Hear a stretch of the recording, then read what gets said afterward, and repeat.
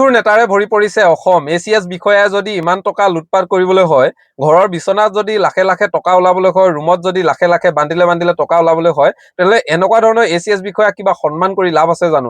ACSৰ দৰে এটা ডেজিগনেশ্যন, এটা সন্মান, এটা সুন্দৰ পদবীত থকাৰ পাছত যদি এনেকুৱা ধৰণৰ দুৰ্নীতি কৰিবলৈ হয়, এইসকল বিষয়া সমাজ ব্যৱস্থাত উন্নয়নৰ স্বাৰ্থত, সমাজ ব্যৱস্থা পৰিৱৰ্তনৰ স্বাৰ্থত কিবা কাম কৰিবনে?